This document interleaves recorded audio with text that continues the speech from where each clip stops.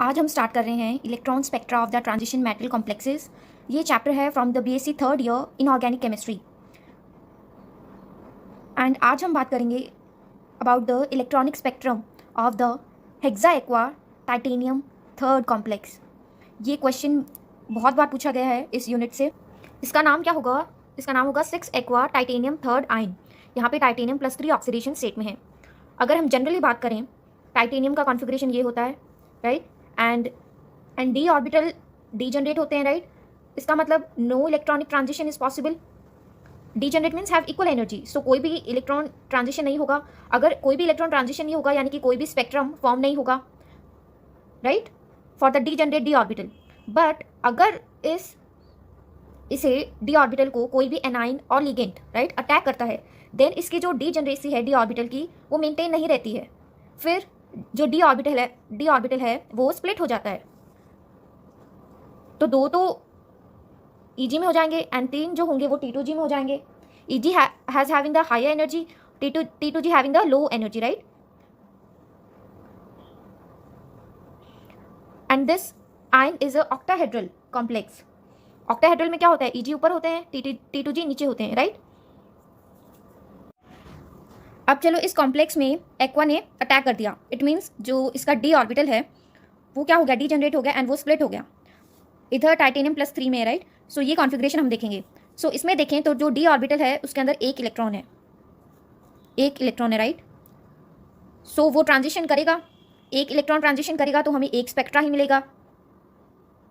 अगर कोई भी ट्रांजिशन नहीं होता तो कोई भी स्पेक्ट्रा नहीं मिलता। सो उस स्पेक्ट्रा की कोई ना कोई पोजीशन होगी, कोई ना कोई उसकी ब्रेथ होगी। सो उस सब के बारे में हमें पॉइंट्स में हमें शॉर्ट नोट बना के इस क्वेश्चन को अटेंड करना है और इस क्वेश्चन को पॉइंट्स में हमें लिखना है ताकि हम इस क्वेश्चन को अच्छे से रिप्रेजेंट कर सके जब भी हमें ये क्वेश्चन अगर पेपर में आता है तो। सबसे पहले हम क्या लिखेंगे? हमें पता है this complex is an octahedral complex and the titanium has the electronic configuration 3d2 4s2। Titanium की बात हो रही है, right? Has the electronic configuration 3d2 4s2। So there is only 1 electron in the orbitals of the titanium third ion. ये हो रही है +3 state की बात, right? So as the d orbital is degenerate, therefore no electronic transition is possible in the titanium. That is no spectra for D1, right? But when an ion or the ligand approaches it, then the d orbitals do not remain degenerate and it gets split into the 2 set of energy level, split into the T2G and the EG. And then हमें ये diagram show करना है. Here these represents these orbitals having the lower energy and here represent the higher energy. यहाँ T2G का electron कहाँ जाएगा? EG में। Electronic transition ऐसे ही तो होता है। जब ये जाएगा तो कोई ना कोई एब्जॉर्प्शन स्पेक्ट्रम हमें मिलेगा, कोई ना कोई बैंड मिलेगा हमें। सो उस बैंड की पोजीशन क्या होगी, उस बैंड की इंटेंसिटी क्या होगी और उस बैंड की मोटाई क्या होगी, वो सब हमें इसमें पढ़ना है। So first we talk about the position of the band and the number of peaks. हमें पता है एक इलेक्ट्रॉन ट्रांजिशन हो रहा है तो एक ही बैंड फॉर्म होगा। In this complex metal ion is +3 state which has the configuration this. The spectrum shows only one peak at 2300 per centimeter corresponding to the excitation of one electron from the T2G orbital to the EG orbital. जैसे कि मैंने पहले बताया, एक electron है तो एक peak आएगा एंड वो जो इलेक्ट्रॉन है वो T2G ऑर्बिटल में है। सो ये T2G ऑर्बिटल वाला इलेक्ट्रॉन EG ऑर्बिटल में जाएगा। So there is only one excitation and there is only one peak at the 2300 per centimeter. और अगर हम आर्मस्ट्रॉन्ग की बात करें तो the absorption spectra shows only one band at the 5000 Armstrong. ये हमें डेटा याद ही रखना पड़ेगा because this question is very important. ये जनरली पूछा जा सकता है एंड पूछा जाता भी है। सो सेकंड, अगर हम बात करें उस बैंड की जो हमें ऑब्टेन होगा एट द 5000 आर्मस्ट्रॉन्ग, उसकी इंटेंसिटी क्या होगी? This is the band. अगर आपको याद रहे तो ये भी बना के आ जाना थोड़ा सा। इधर फ्रीक्वेंसी दी हुई है एंड जैसे कि मैंने पहले बताया द हाईएस्ट पीक जो होगा वो कहाँ पे होगा? 2300 per centimeter, राइट? सो ये है electronic spectrum of this complex. Now हम बात करते हैं इंटेंसिटी की। The intensity of the spectral band जो हमें मिला इज़ क्वाइट वीक। अब वो वीक क्यों है? The reason for this is that all the D orbitals have the same symmetry which is indicated by the G यानी कि gerade, and there would be no change of the symmetry. सारे orbitals क्या है? जी। Right. तो जब वो electron जा रहा है T2G ऑर्बिटल से EG ऑर्बिटल में, तो ये वाला भी D ऑर्बिटल है, EG वाला भी D ऑर्बिटल है, यानी कि सब कुछ G है, तो सिमेट्री चेंज होने का सवाल ही नहीं है, right. So the weak intensity is due to the fact that the absorption corresponds to the DD transition. ये जो ट्रांजिशन हो रहा है T2G से EG में, ये DD ट्रांजिशन ही है, बिकॉज जा तो D ऑर्बिटल से D ऑर्बिटल में ही है।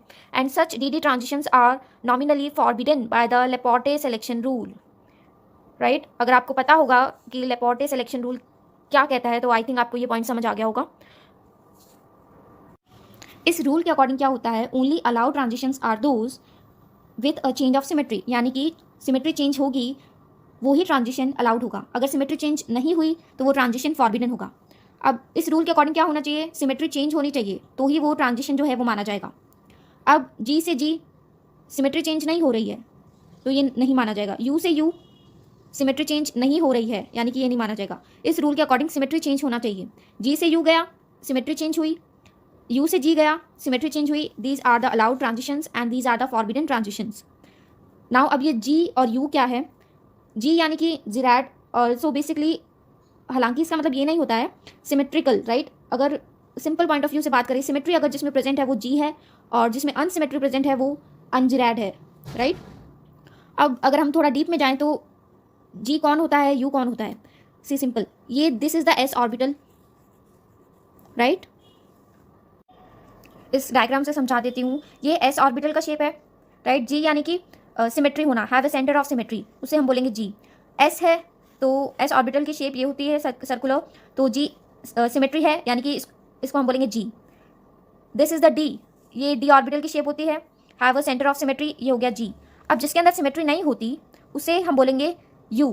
U represents the ungerade condition और the unsymmetrical condition. So this is the diagram of the F orbital, sorry P orbital, right. F बी अनजीरैड ही होता है। This is the diagram of the P orbital and हम इधर देख सकते हैं have not the centre of symmetry, right. This orbital is plus and this is minus, represent the, so it is the ungerade. So हमें हम याद रखना है कि this is the S and this is the D।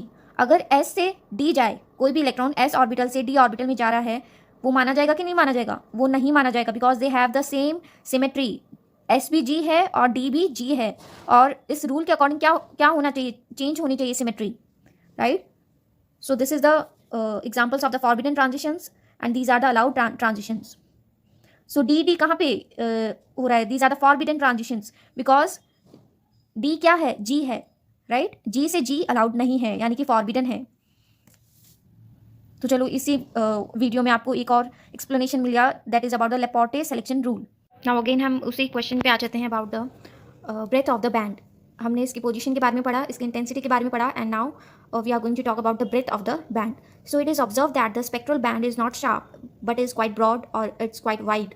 This broadness is because of the overlapping of the electronic transition with the vibrational transition also. So overlapping हो जाती है of the electronic transitions with the vibrational transitions also. इसको हम थोड़ा detail में देखते हैं। उससे पहले हमें पता होना चाहिए that each electronic level, this represents the electronic level, has associated with the vibrational levels. These represents the vibrational levels, and each vibrational levels has the rotational levels.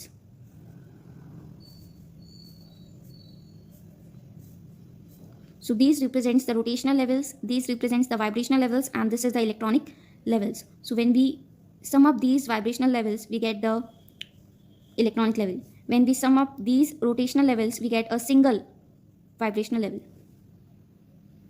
Now, why the band is broad? This band is broad because the excited and the ground states interact to some extent with the solvent molecules. And because the equilibrium bond lengths in the excited state would be greater than in the ground state, so that the upper state is produced with the excited vibrational modes, and these vibrational modes are spread over a range of several thousand wave numbers and are too close to be resolved into an individual bands and hence give a general broadening of the DD absorption. I hope आपको समझ आया होगा। इस video में हमने लेपोर्टे selection rule क्या होता है उसका ओवरव्यू लिया, and about the electronic spectrum of this very very very important complex.